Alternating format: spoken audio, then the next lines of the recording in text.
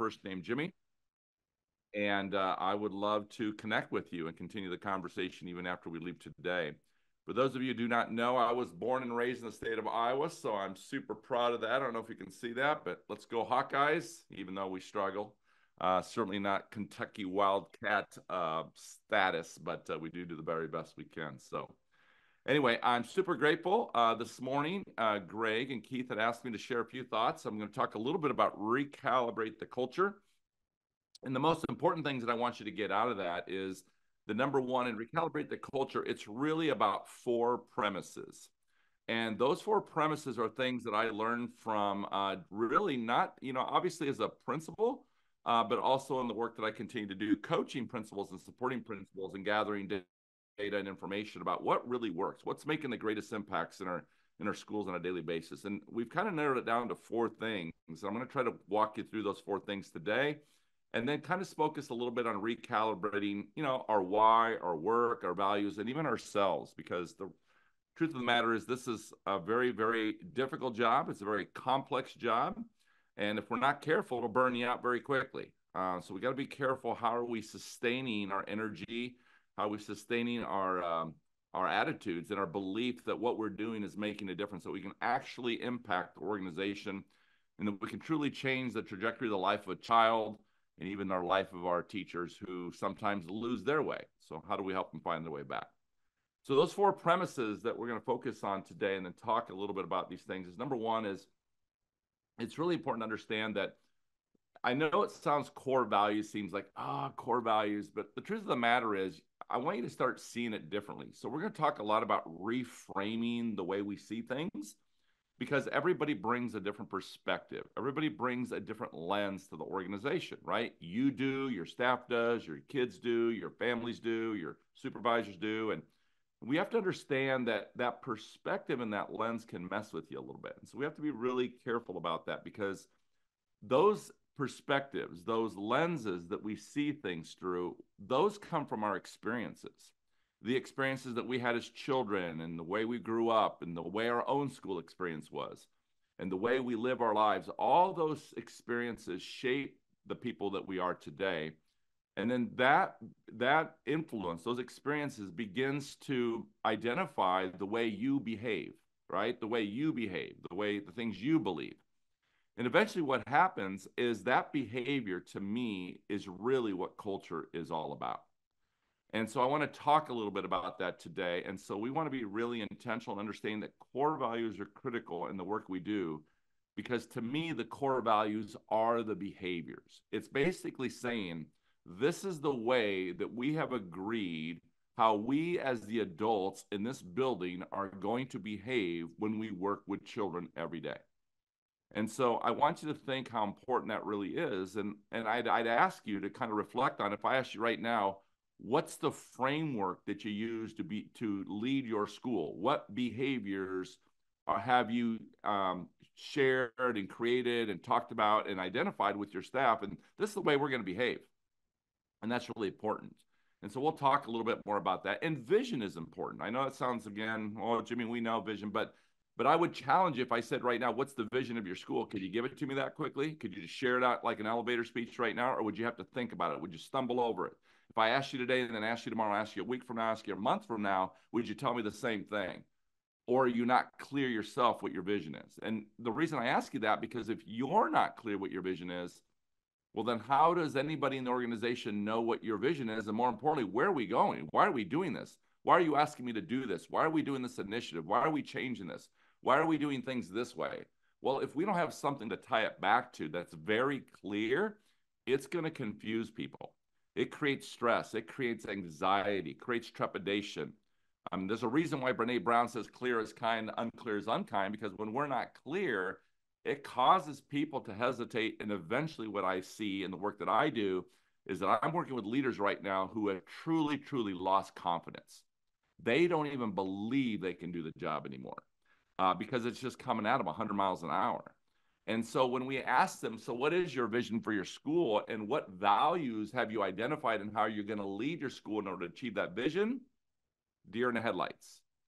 And so again, this is something that's really important. So that's really the way Recalibrate kicks off. It's the premise, number one. we have to lay the foundation, and those things have to be clear. And then we kind of talk about, well, then how do you do that? So here's a little framework I want you to think about. When you lead a school, we always try to teach what is the problems, or what are the problems you're trying to solve. So think about that. Whether you're a leader, or whether you're a classroom teacher, whether you're a business owner, whether you're a parent, what's the problem you're trying to solve? Number two, why does that problem exist? Why does it exist?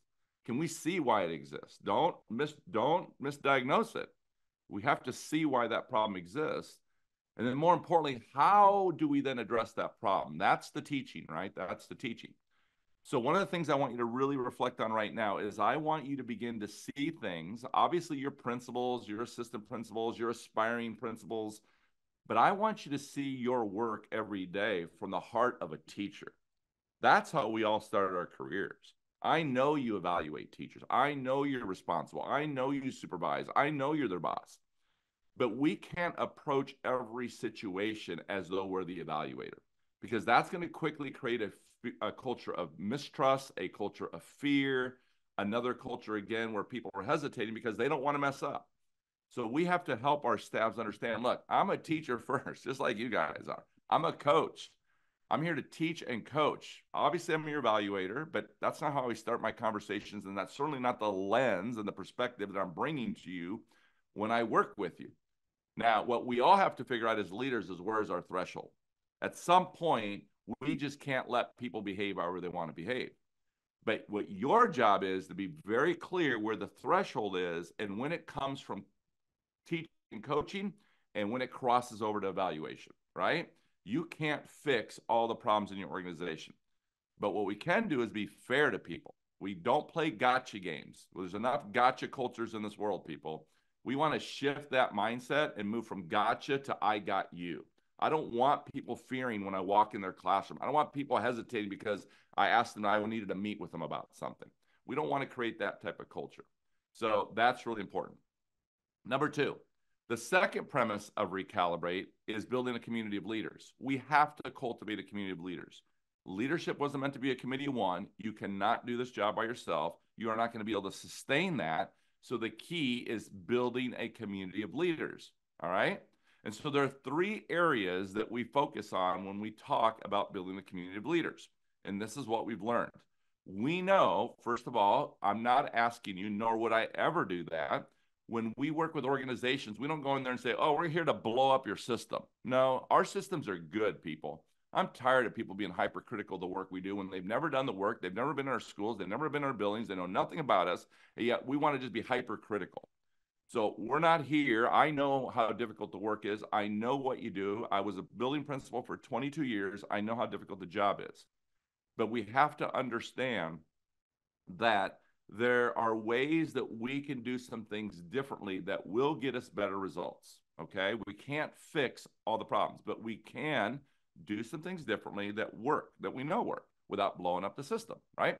So there are three areas that I want you to think about. And again, we're not taking a deep dive today because it's 30 minutes, but hopefully this gets you to understand. There are three things. Number one, your building secretaries, your admin assistants are your partners. They have to be your partners in everything you do, okay? Number two, your office team. And notice I say office team because not everybody in here is blessed with one or two or three or four assistant principals, okay? But you have to create an office team that doesn't include your secretary. Your secretary is separate. Your office team, if you do not have assistant principals, you want at least, what we learn is a minimum of at least 3 people. If you can do 4 or 5, that's fine too. But you need at least 3 people. If you have 2 APs, you're golden. You and your 2 APs is your office team, okay? But let's say if you don't have APs, then you're talking like a counselor, an instructional coach, a behavior specialist, an aspiring leader, a lead teacher. I don't care, but you want to create at least a team of 3 that's going to become your office team. And then the last team is your building leadership team. Everybody needs to have a building leadership team. And more importantly, you have to come up with a process, how you identify those leaders, how you select them, and what their roles and responsibilities are. All right? Now, here's the key.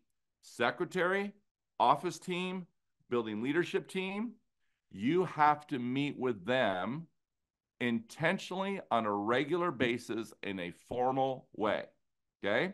That means weekly meeting with secretary. That's formal. Not I walk by the office and say talk to her for 5 minutes. I'm talking literally behind closed doors because here's the thing. Your building secretary has to see the big picture.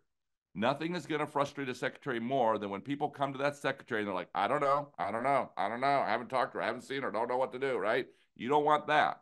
You want that building secretary to be able to answer most of the questions because she meets with you and your partners. She knows what's going on because the two of you are communicating, and that is critical, okay? Your office team is also every week, and here's why. The reason that is important is because one of the biggest challenges we see with leaders right now is they spend their majority of their days in the fire. You are literally boots on the ground, 1,000-foot level, running around the building, putting out fires, being a servant leader, taking care of everybody, trying to fix all the problems. And the truth of the matter is you cannot sustain that. That is not healthy. That is not productive. And that's going to lead to burnout very quickly. But you're creating that. No one's creating that for you. You're doing that.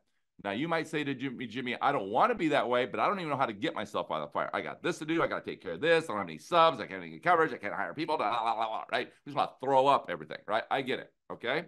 But you have to understand everybody's watching you as the leader, okay? And that's what I'm saying.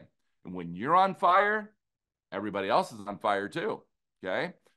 Steady leaders are effective leaders. They just see things differently. They slow things down for people. And that's really important. But when you're going around the building, fix, you're moving so quickly. What you do not see is when you go into fix it mode, because you want to fix all the problems, you get sloppy. This is what I see every day, people. I'm heading to Arkansas today. I'm going to spend 2 days in buildings observing principals, and I'm telling you, they are sloppy. They don't want to be sloppy, but that's what happens when you're trying to fix everything. So let me try to relieve some pressure from you today. It is not your job to fix everything. That's not your job. You can't. Have any of you guys done this? You ever like fix problems all day long, and then you go home and you're so exhausted, you just bitch about all the problems you had to fix today? You ever do that? Yeah, not good, people. That is on you. You can't have it both ways. Or do you ever fix problems, and then something doesn't get fixed? Who do they blame? That's right, they blame you. And then you get all pissed off, you get your feelings hurt, you get resentful. You're like, it doesn't matter what I do. I can do 1,000 things, and as soon as I do one thing, now they want to crucify me. Yeah, well, you created that. You can't fix the problems. You're violating the major premise, in my opinion, of the most effective leaders. And you know what the most effective leaders do? They build, grow, and develop more leaders. And you cannot do that when you're fixing everything, okay? So remember the heart of the teacher? Yeah, I want you to teach. Now, let me be clear. I'm not saying that you shouldn't put out fires. You're going to have to put out some fires. Yep, that's life. That's part of leadership. Fires are going to happen. Crap's going to happen. You're going to go have to put that fire out. However, here's the difference. What we've learned is what we do is we teach, you go ahead and put that fire out, but you better not put that fire out by yourself. You bring someone with you or the person who created the fire, and you have them right there with you so you can teach them how to not create the fire and, more importantly, how to put it out. Okay? How do you fix that problem? How do you solve that issue? Well, if you're not showing and teaching and modeling, then you are, honestly, you're just creating more issues for yourself because you're almost enabling these people. So bottom line is, if they keep coming to you and you keep fixing it, guess what? They're going to keep coming to you. And you, my friend, are not going to be able to sustain that for a long period of time. That's going to multiply very quickly. So that is what you need to understand, is that the reason the building secretary and the office team are so important is because your job is to build their capacity. That's your job, okay? Now, that 1,000-foot level is fix-it mode. The 10,000-foot mode, what we talk about, that's the teaching mode. So if you can go from the 10,000-foot level and go down to the 1,000, or boots on the ground, or go kick those rocks around and go, try to put out that fire, I don't mind that you do that. You just have to teach why you do that. But if you say to a teacher, hey, you know what? I get it. Just give me the kid. I'll take care of him. I'll take him back to my office. He can sit in my office. Or you go back and you make that phone call to that parent and you fix that problem. Guess what? Now you're the hero, but guess what else you are? You're now the fixer. So now that teacher's going to keep tossing that kid out of that classroom, expects you to take him down to the office, expects you to make that phone call to the parent. And guess what? And now you're going around complaining to everybody how your teachers never call parents. Well, yeah, you know what? You created that. That's what you need to see. That's the danger of being the fixer. You're not teaching, you're not building capacity, you're doing most of the work. So the key is when a teacher struggles with a student, then you should be meeting with that kid with that teacher present. So that means get an AP to cover that class, get an instructional coach to cover that class, get somebody to cover that class. Don't you dare fix that problem for that teacher. You sit in that and you say to the teacher, come with me, and then model to the teacher how to have a conversation with a kid. Because you know what I learned? How come the kids aren't doing those things to you? And I'm not saying there aren't the exceptions of the kids who blow up and do all that stuff. But for the most part, you're pretty darn good at working with kids because they don't behave that way with you. They just behave that way with the teacher. And then that teacher wants to blame that kid. Nope, it's not the kid. It's you, teacher. They don't know how to work with a kid. They don't know what to do with a kid who puts his head on the desk. They don't know what to do with a kid who doesn't want to do his work. They don't know what to do with a kid who's disrespectful. They don't know what to do. You know what they do? They just toss them out of the room. So if you have teachers that know how to do that, they're probably your favorite teachers because you like them because they know how to manage kids. But if those teachers who keep writing those referrals, I bet you're starting to label those teachers. You're talking about those teachers, how they always write those referrals, how they always do this, how they, yep, you know why? Because we let them, because we're not teaching them. So what we have to figure out, is this an issue of will or is this an issue of skill? If it's an issue of will, guess what? Then we're going to have to change the conversation because effective leaders do not let people behave however they want to behave. If it's an issue of skill, there you go. That's why you got to teach them. Okay. We got to model for them and show them how to have a conversation with a student without pushing that kid's buttons till he blows up. And now we want to write a referral and we want him suspended because he cursed at us. Well, he didn't start by cursing at you. You just kept pushing him and pushing him and pushing him. And then he finally cursed at you. And now you want him removed from your class. No, we're not playing that game. So we have to begin to understand that. So we build a secretary. That's your first person. Your office team is your second person. This is why it's important. That secretary and that office team are important to meet with them weekly in a formal way, because what we want to tell them is that effective leaders culturize, and the way they culturize is they share a vision. Their vision of what they want this school to become. And then what they do is they use the four most powerful words in leadership. I need your help. And they don't try to do this job by themselves, and you don't try to lead the school by yourself. The reason the formal meetings are important is because it's in those formal meetings with your secretary and your office team that you're supposed to be working on the big rocks. What are the big rocks? Your initiatives, bottom line, your school improvement plan. So if you're one of those principals that says, I don't have time and I talk to my assistant principals all day long, yeah.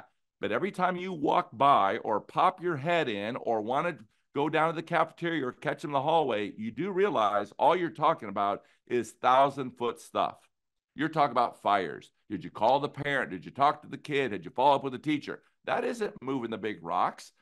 If we're never working on the big rocks, you can't move the big rocks. In other words, how are you going to improve student achievement when you never work on it, except when you have to go put out a fire? And that's why you have to be more strategic.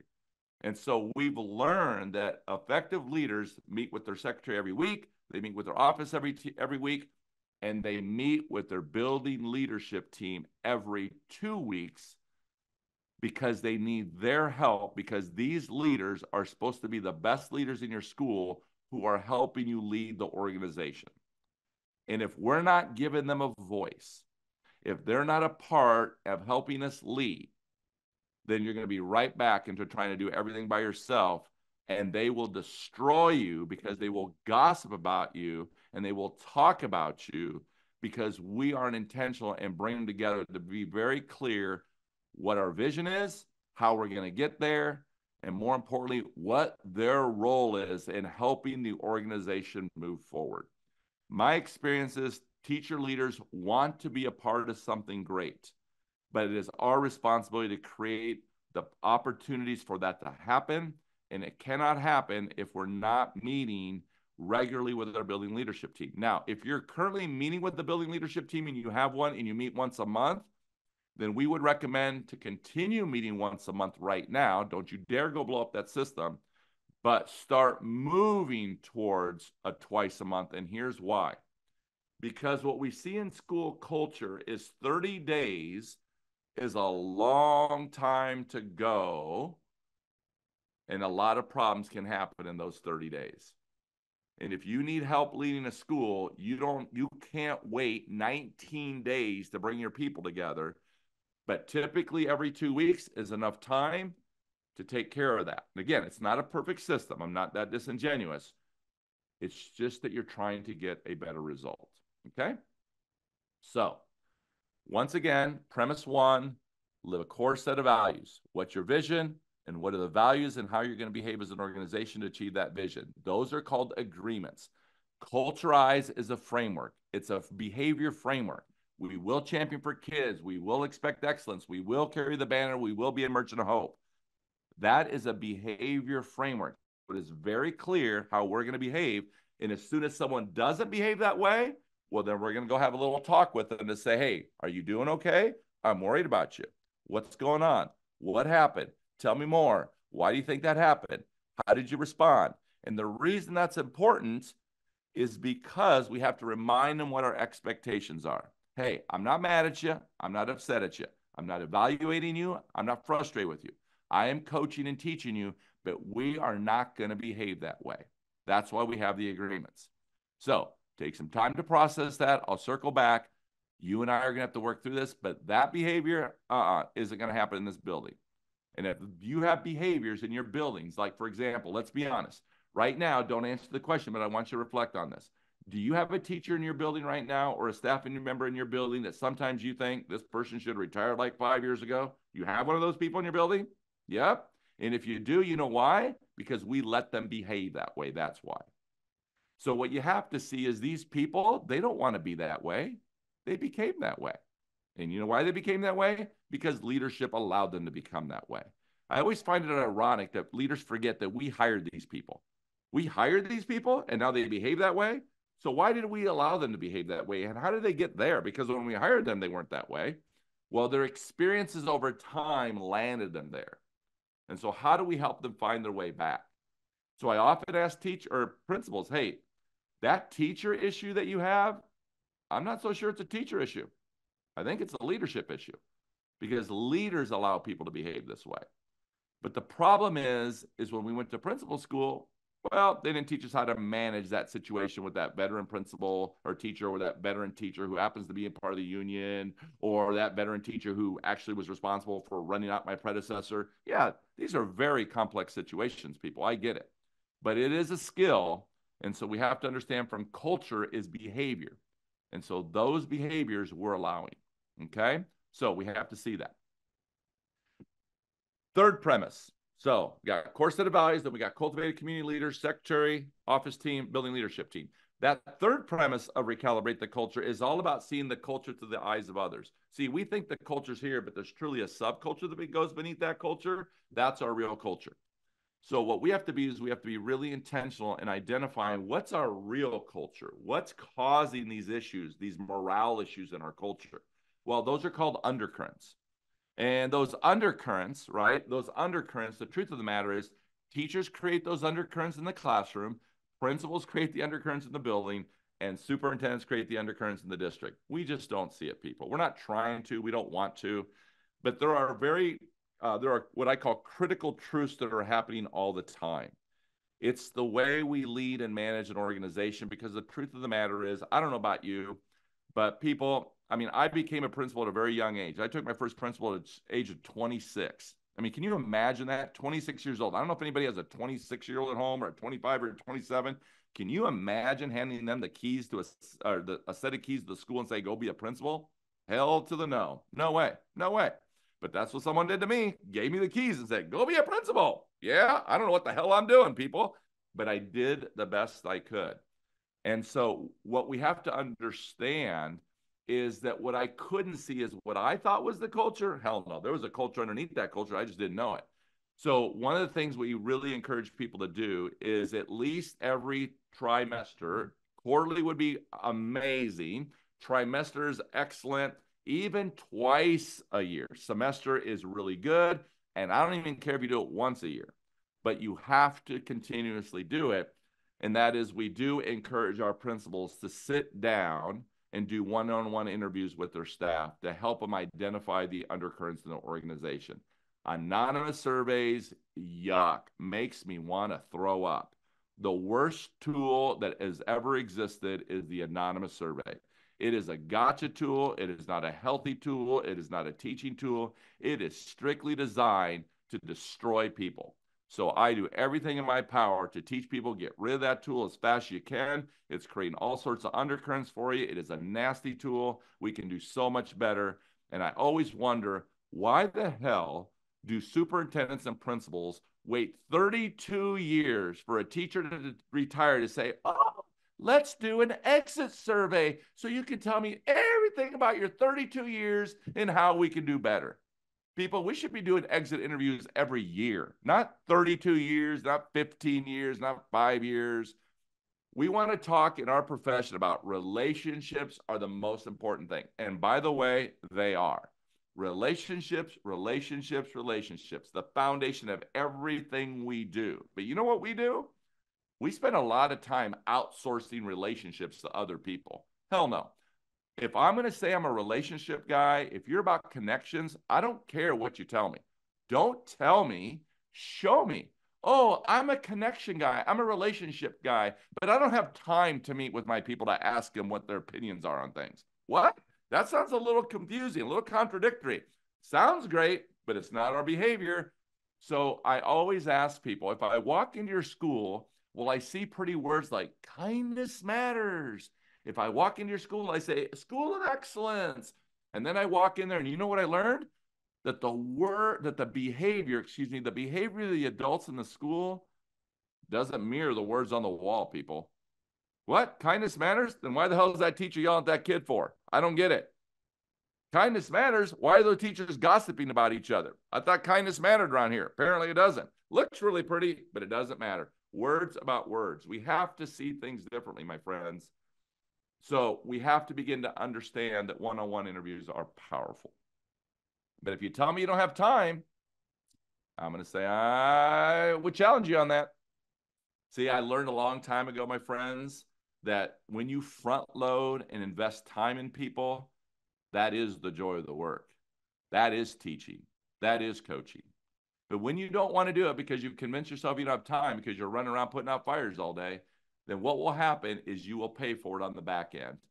And in our company, we call that recovery time. And recovery time is exhausting. Too late. You've already done the damage. Now you're trying to damage control, and that is stressful, and that can go sideways very quickly for all of us. And that is what's burning our people out. And finally and lastly, the fourth premise of recalibrate. Average exists in every organization, my friends. You got to give yourself a little bit of grace. There are no perfect schools. There are no perfect businesses. All we can do is work on ourselves as people to try to become better versions of ourselves, to bring the best versions of ourselves to others. And what we learn is that we will get better results. So don't beat yourselves up. Give yourselves grace. But what I learned is that it is about processes. What is your process? And here's the thing. When we went to principal school, people, it is so complex. You know, it took 12 years for me to finally get a leadership coach in my building. In less than 2 years, I learned more about leadership than I had learned in my entire lifetime from a gentleman named Jim Peterson. And I knew right then two things. One, why the hell did it take 12 years for someone to finally come help me? I needed a coach from day one, but I never had. Oh, I was assigned a mentor, but I never saw them. I didn't even want to bother to mentor. You know, they have their own schools to run. I don't want to be saying, hey, mentor, can you help me? You think I was going to call my superintendent and knock on his door and say, hey, superintendent, my boss, my friend, thank you so much for giving me the job. But I'm going to be really honest. I've been on the job 4 months now, and I don't know what the hell I'm doing. Nope. Nobody's doing that. Nope. We're just going to fake it till we make it. When are we going to help our building leaders and our building principals and our superintendents? And that's why I do what I do today, because Jim Peterson changed my life. And I knew right then that I wanted to do that someday for a living. And that's why I do what I do today, because the truth of the matter is, people, I don't know. I don't have, if I said to you right now, what's your framework that you use when you have difficult conversations with people? What framework do you use? What framework do you use when you hire people? When you implement a new initiative, what's that framework? What's that process use? When you have to make a teacher change because a parent's emailing you, calling you, showing up at your office and says, my child is not going to be in that teacher's classroom, what's your process that you use for that? See, I can go on, people. This is why this job is so complex. And this is why I care so much about what you do, and I care about you, because we are setting our leaders up for failure because no one's helping you. That's what I think. Now, there are some exceptions out there. There are. Some of you are very blessed because you have all the support in the world, but that is why you are thriving in the leadership role. But you know what I found? The leaders I work, by the time they call me, hell, they're all on the edge of the couch. They're ready to walk away. They're burned out. They're quitting. They're leaving. They're going to go do something else. And we can't have that in our profession, people. I need you having hope and faith that you can do this work. But we have to help our people be great, because I know every one of you wants to be great. And I want to be a part of that greatness with you. And that's why I do what I do. And that's why when Greg or Keith call me, I want to do this because I want to support and I just want to help. But my friends, you have to begin to identify, what are the processes? What are the protocols? What frameworks do you have in place? Because the only way that we can create a system is by being very intentional in creating those, or we're the ones creating the gaps. We're creating the inequities. You're not trying to, but we just have to begin to see things differently, and more importantly, do things differently. Listen, when you look back on your careers, your legacy isn't going to be about your success. It's going to be about the significance and the impact that you had on every one of those students who walked through your doors, every one of those teachers who work in your buildings, every one of those support staffs who don't get paid crap but come to work every day, who have the heart of a teacher. It's when you can inspire them to be more and do more than they ever thought possible, then that, my friends, is going to be your legacy. So thank you so much for the time today. If there's anything I can do for you, I'm going to put my contact information in the chat box. I'll put my handles in there. But I promise you, if you need anything, if you reach out, I will be there for you, because, well, I don't have a real job anymore, people, so I have all the time in the world. So if you need something, let me know. But if I can help it anyway, God bless you guys. You guys are amazing. Appreciate you. Have a great time today at EdCamp. What a cool, cool thing. I ran EdCamp Iowa for 3 years when I was a building principal. And some of the best moments of my life, made so many connections, made so many friends. And yeah, it's an amazing thing you guys are doing. The fact that you come together as one community. So God bless all of you, okay? Thank you so much. And I'm typing that information in the chat box. I'll stick around for a few minutes in case anybody needs anything, okay? Jimmy, thank you so much. That's a wonderful way to start EdCamp. Man, let's give a round of applause. Yeah, Jimmy, thanks so much for fitting this into your schedule before you fly out today. And we'll be glad to get out those 60 books of Recalibrate that we got. We'll be doing drawings for those all day today. So thank you so much. Hey, you're welcome, Keith. I did forget one thing. If you are interested, I do a weekly podcast called The Interview Chair. I'd love for you to check it out. Just go to the website. If some of you have ever checked it out, hopefully you find value in it. But I do try to put those out. They're free. They're about 10 to 12 minutes long. It's just to recalibrate us, people. This job is hard and exhausting, but if you do check out the books, focus on those 4 premises. Reach out to me if you have any questions, if I can clarify some things for you. But at the end of the day, hopefully you check some of those things out. Give us a follow and check out The Interview Chair on Apple, Spotify, all these types of things. I would love you to see what you think, okay? All right. God bless. Thank you, Keith. Thank you, Greg. Thank you. Appreciate you, Jimmy. Thanks so much. You're welcome. I'm going to sit right here just for a few minutes, all right? All right. Thanks.